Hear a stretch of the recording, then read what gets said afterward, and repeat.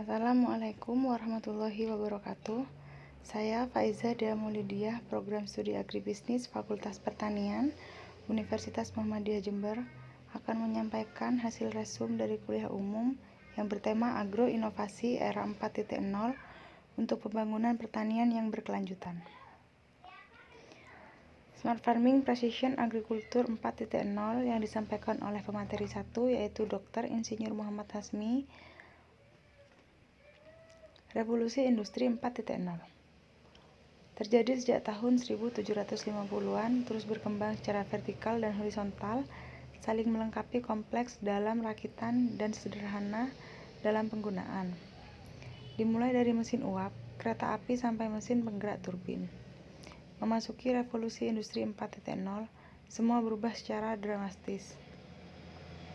Tren otomatisasi, pertukaran data terkini, komputasi awan, Internet of Things, kecerdasan buatan atau artificial intelligence, dan semua hal virtual yang mampu memudahkan kegiatan operasional hampir semua hal.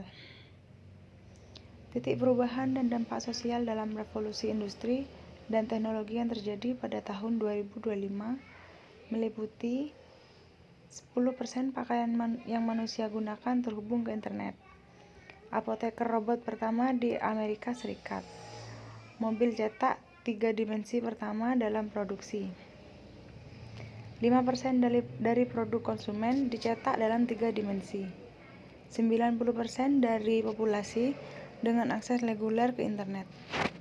Mobil tanpa pengemudi, populasinya 8% dari semua mobil di dunia. Transplantasi pertama dari hati yang dicetak 3 dimensi.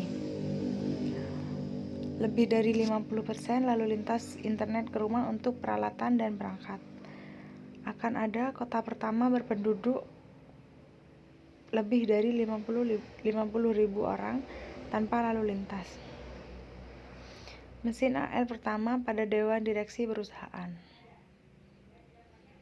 Perkembangan teknologi di pertanian. Traditional farming, yaitu menggunakan kerbau dan tergantikan oleh mesin. Smart farming, mesin terhubung dengan internet dan kecerdasan buatan. Smart farming, pertanian pintar, pembangunan platform yang dikonektivitaskan dengan perangkat teknologi, tablet dan handphone, dalam pengumpulan informasi, status hara tanah, kelembapan udara, kondisi cuaca, dan lainnya, yang diperoleh dari perangkat perekam data yang ditanamkan pada lahan pertanian atau lapang.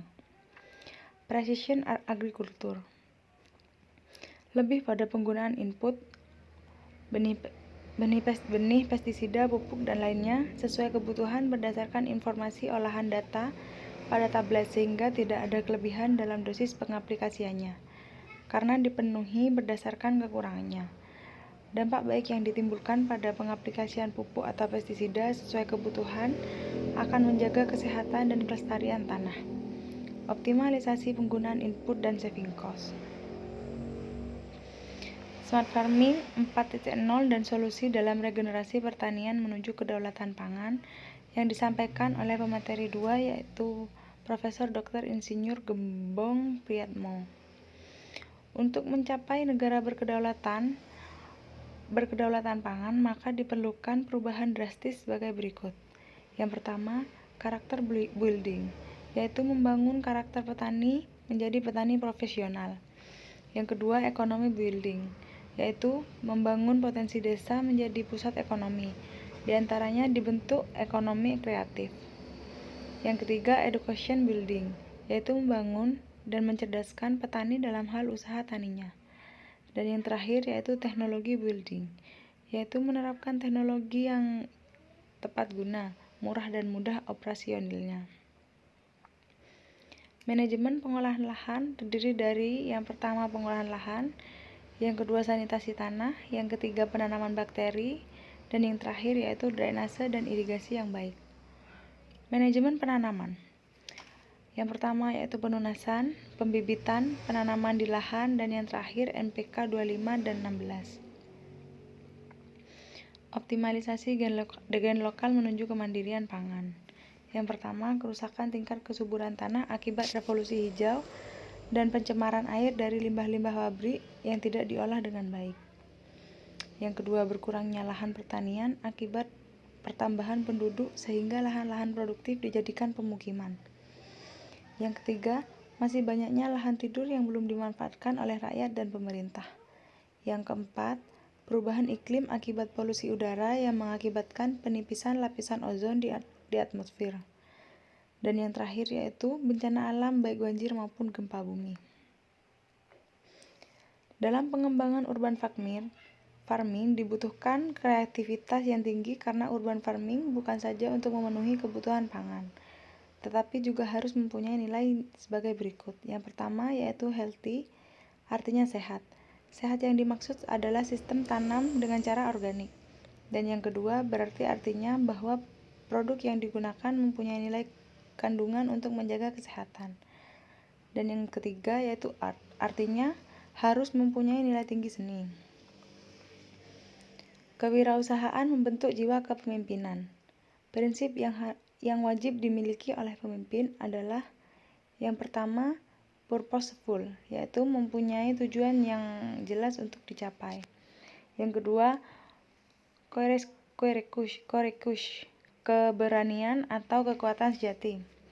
Dan yang ketiga, passion, yaitu kesabaran atau hubungan sebenarnya. Yang keempat, responsible, yaitu tanggung jawab atau keadaan sejatinya. Yang kelima, listen, mendengarkan pasar yang sesungguhnya. Yang keenam, enthusiasm, yaitu antusias komunikasi sesungguhnya. Kewirausahaan membutuhkan persyaratan yang pertama profesional, yang kedua komitmen yang kuat, yang ketiga mempunyai sifat perjuangan yang tangguh. Dalam bentuk profesional, seseorang dipengaruhi oleh hukum 5I, yaitu informasi, ide, inisiatif, inovasi, dan insya Allah.